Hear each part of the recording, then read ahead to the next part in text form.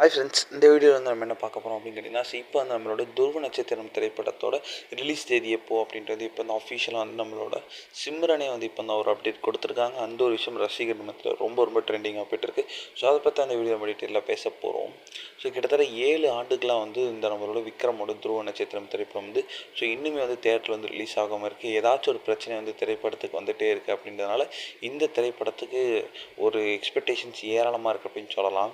So இந்த திரைப்படத்தை வந்து நம்மளோட கௌதம் மேனன் தான் இயக்கியிருந்தாங்க. ஸோ இந்த திரைப்படத்தில் வந்து நம்மளோட விக்ரம் கூட சேர்ந்து ஒரு பார்த்திபன், ராதிகா சரத்குமார், சிம்ரன் இந்த மாதிரி வந்து எல்லாருமே வந்து ரொம்ப முக்கியமான கதாபாத்திரத்தை நடிச்சிருந்தாங்க.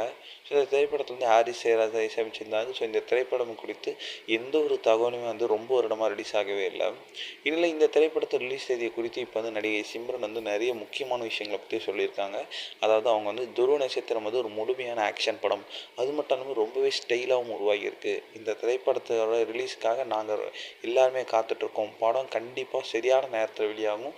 மக்கள் மத்தியில் ரொம்ப பெரிய ஒரு தாக்கத்தை ஏற்படுத்தும் இந்த திரைப்படம் அப்படின்ட்டு வந்து சொல்லியிருக்காங்க. ஸோ இந்த ஒரு ரிலீஸ் தேதியை குறித்து வந்து இன்னும் கொஞ்சம் நாட்கள் அப்டேட் வரும் அப்படின்ட்டும் சொல்லியிருக்காங்க.